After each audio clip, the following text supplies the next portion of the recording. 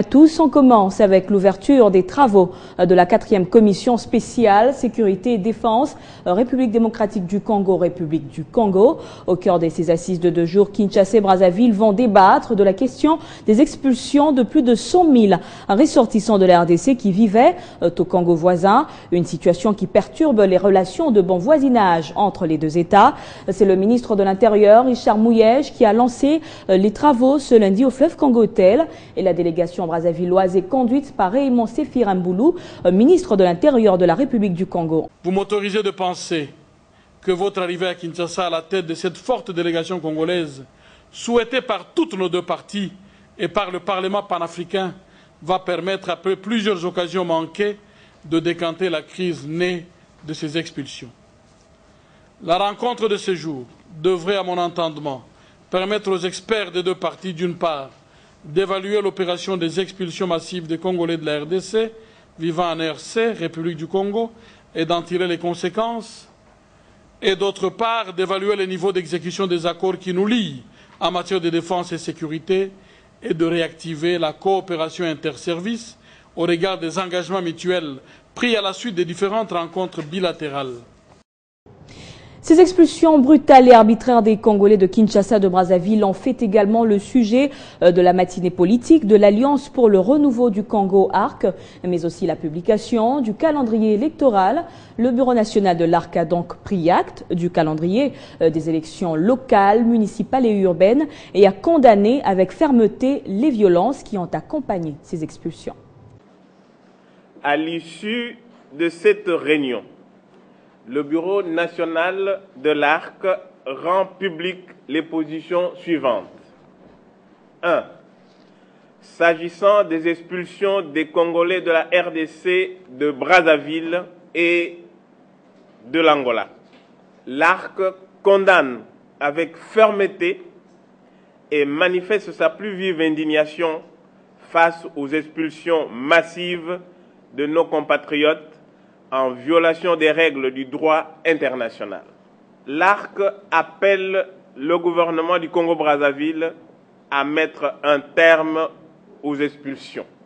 L'ARC exige une enquête internationale en vue d'établir les responsabilités des crimes, tortures et violences sexuelles perpétrés sur des Congolais en quête d'un espace de convivialité au Congo-Brazzaville. S'agissant du processus électoral, l'ARC prend acte du calendrier des élections urbaines, municipales et locales publié par la CENI. L'ARC invite cette dernière à impliquer tous les acteurs politiques et de la société civile à s'approprier ce processus. Et parlant de la publication du calendrier électoral, et bien pour la majorité présidentielle, la remise en cause de ce calendrier ne relève que d'un acte de mauvaise foi. La majorité présidentielle, elle, est plutôt satisfaite et prend acte de la déclaration de la CENI compte tenu des assurances sur le respect du calendrier. La majorité présidentielle est satisfaite et prend acte de la déclaration de la CENI qui a donné toutes les assurances quant au respect du calendrier électoral et à la disponibilité des ressources financières nécessaires à l'organisation des élections voulues par tous les Congolais, libres, transparentes et crédibles. En outre, la majorité présidentielle se réjouit de la prise en compte dans le budget 2014, voté par le Parlement et promulgué par le chef de l'État, du financement des élections urbaines, municipales et locales.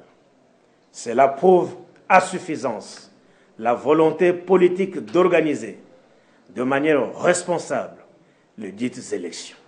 Après avoir noté les interprétations infondées et politiciennes d'une frange de l'opposition, la majorité présidentielle considère que la remise en cause du calendrier électoral ne relève que d'un acte de mauvaise foi.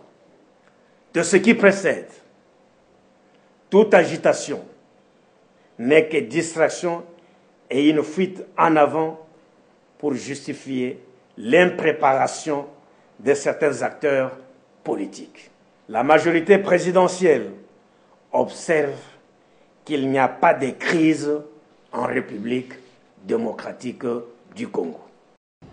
À l'Assemblée nationale, le rapport de la commission mixte Assemblée nationale et Sénat a été jugé recevable ce lundi en plénière. Après cela, les élus du peuple ont adopté le projet de loi autorisant la ratification de l'accord, pacte conclu entre la RDC et la Banque arabe pour le développement économique en Afrique. À cela s'ajoute la loi de l'accord RDC-Corée sur le financement du projet d'adduction d'eau Lemba Imbu. Avec l'adoption du projet de loi autorisant la ratification de l'accord de prêt du 17 novembre 2012 conclu entre la République démocratique du Congo et la Banque arabe pour le développement économique, à cela s'ajoute le projet de loi autorisant la ratification de l'accord de prêt conclu entre la RDC et Exim Bank of Korea au titre de financement des projets d'adduction d'eau. L'Assemblée nationale dote l'exécutif congolais d'un cadre normatif devant favoriser la matérialisation du financement de projets d'adduction d'eau de Lemba Imbu et la mise en œuvre du projet de réhabilitation et bitumage de quelques artères de la ville-province de Kinshasa, dans le but de combler les faiblesses qui influent négativement sur le fonctionnement de l'appareil judiciaire de la République démocratique du Congo. La chambre basse du Parlement congolais a procédé au vote du projet de loi portant création et organisation du huissier de justice. Et le diocèse de Kasongo dans le Maniema est désormais un nouvel évêque, Monseigneur Placide Lubamba Ndjibou.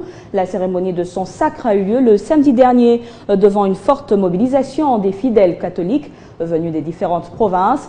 Et parmi les officiels du pays présents à cette cérémonie, le Premier ministre Matata Ponyo qui représentait le chef de l'État, il a salué ce choix du Vatican porté sur ce prince de l'Église. C'est une forte mobilisation des fidèles catholiques, des habitants de la province du Maniema et d'ailleurs ici à Kasongo à l'occasion du sacre de l'évêque de cette partie de la République démocratique du Congo. Monseigneur Placide Lubamba, qui désormais dirige le diocèse de Kasongo, aura les regards sur les chrétiens catholiques du territoire de Chabunda, Pangui, Kabambare et Kasongo. Parmi les officiels de la République démocratique du Congo, le Premier ministre Matata Ponyo Mapon, représentant personnel du chef de l'État Joseph Kabila Kabange en la cérémonie. L'envoyé du président de la République a salué ses choix portés sur ces princes de l'Église, Placide Lubamba Ndjibou, et cela au nom du numéro 1 congolais. Le chef du gouvernement a saisi l'opportunité pour remettre les cadeaux de Joseph Kabila Kabange. Il s'agit d'une Jeep 4x4 flambant neuve. Ces moyens de locomotion devra permettre aux bénéficiaires, hormis les missions d'itinérance, de veiller sur les brebis de Dieu éparpillés dans les diocèses de Kasongo et ailleurs. Députés nationaux, tout comme le gouverneur de la province du Maniema, Pascal Tutu Salomo, et celui de la province du Sud-Kivu, Marcelin Sichambo, et le ministre national de Transport, n'ont pas raté ce sacre célébré par Monseigneur Xavier Maroy, archevêque de Bukavu. Réjouissance et remerciements à Dieu, le Père, c'est l'expression de la population du Maniema, unie comme un seul homme. Révolution de la modernité dans ce journal. D'abord, au Bandundu, les travaux de bitumage de la route nationale numéro 1 ont été lancés sur le tronçon Badjabalangé, long de 114 km. Elle pourra relier plusieurs provinces du pays. Les travaux seront exécutés sur financement de l'Union européenne qui a déboursé plus de 100 millions d'euros. Claude Biringani. C'est l'action qui lance officiellement les travaux de bitumage de la route nationale numéro 1, tronçon Badjabalangé dans la province du Bandundu, soit 114 km. 114 millions d'euros, c'est aussi le coût de ces travaux. L'Union européenne a donc accepté de mettre la main à la poche pour soutenir ce projet aux avantages socio-économiques indéniables. Nous manifestons notre appui à cette réunification physique du pays entre l'Ouest et l'Est, puisque la route va relier fondamentalement les trois grandes zones du pays à terme. Véritable aubaine pour la population de la province du Bandundu, a même reconnu le gouverneur.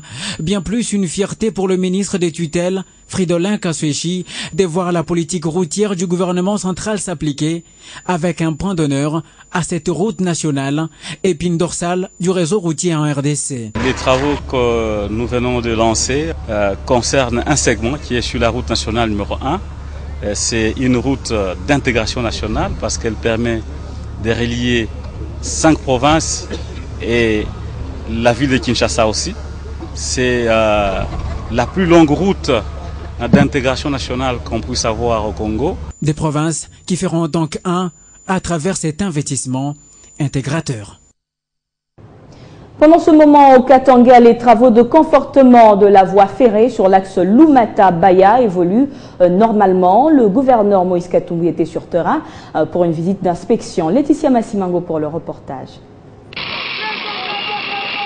Boureuse la main par-ci, enlèvement des traverses défectueuses par-là, Moïse Katumbi Chapoué, vêtu de combinaison, a mis la main à l'ouvrage au cours de sa visite effectuée sur le chantier SNCC de l'axe ferroviaire Lumata-Baya.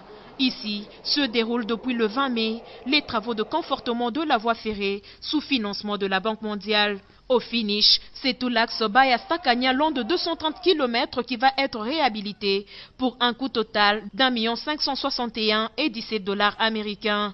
L'autorité provinciale, accompagnée de l'ADGA de la SNCC Vincent Tchongo, a parcouru à pied ou à bord d'un tracteur la voie ferrée en plein chantier, comme ici sur l'axe Mukwacha-Kifukula. La voie ferrée du côté Lubumbashi-Sakanya, l'année passée, il y a eu 52 déraillements. 52 déraillements, c'est qui vous fait plus ou moins 35% du trafic. C'est pourquoi les miniers ont fui. Or, les miniers ont besoin de la voie ferrée. Nous devons respecter le programme du chef de l'État, relancer l'économie à partir de la base, parce que, vous savez, si la voie de Dilolo jusqu'en Angola, jusqu'à Kolwezi, si on termine aussi cette voie, je crois qu'on n'aurait plus de problème. Et la vie va baisser sérieusement. S'adressant à la population de Lumata, le gouverneur de province l'a exhorté à protéger les matériels de la SNCC. Il n'a pas oublié de relever le social de cette partie de la province.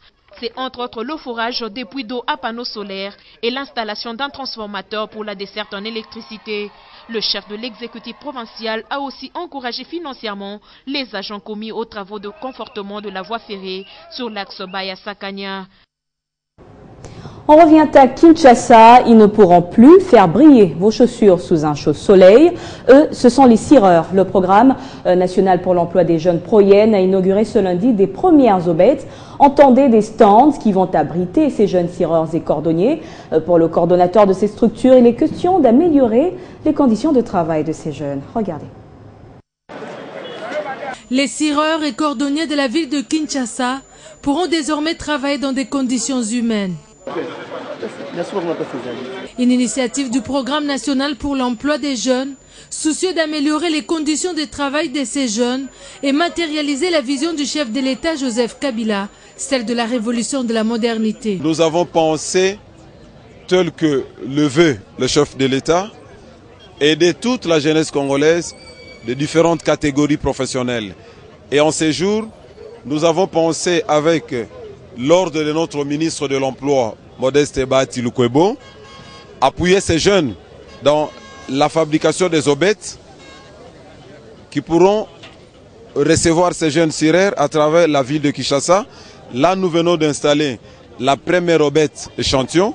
Nous attendons dans les 45 jours que l'entreprise va nous livrer les 40 premières aubettes que nous allons éparpiller à travers la ville. Ces jeunes, souvent sujets à des graves tracasseries et moqueries, se disent aujourd'hui très honorés par ces gestes. Nasepeli mingi na initiative oyo bakonza mboka bazwi pona biso. Nasepeli mingi po tozaki bato mo banda mona so pamba. Grâce na chef de l'État net se retrouver le loyo, tokomi bato ya tina. Remercier dans un premier temps l'initiateur, les concepteurs, les maîtres à penser. Et les œuvres sont là, elles sont palpables. Dans un premier temps, 50 aubettes pour 500 jeunes seront installés dans le point chaud de la capitale, une manière de lutter contre le chômage des jeunes et d'embellir la ville. Et en culture, les agents et cadres de la Société congolaise des droits d'auteur, SOCODA, ont été à l'école des droits d'auteur à l'aide d'un logiciel. Ces sessions de formation animées par un expert international devraient leur permettre de s'acquitter avec plus d'efficacité de leurs tâches de gestion des droits d'auteur et des droits voisins des artistes de la RDC. Tout sourire, Blaise Boula reçoit son brevet. Chanteur mais également administrateur de la SOCODA, Société congolaise de droits d'auteur et droits voisins, il a été comme ses agents à l'école de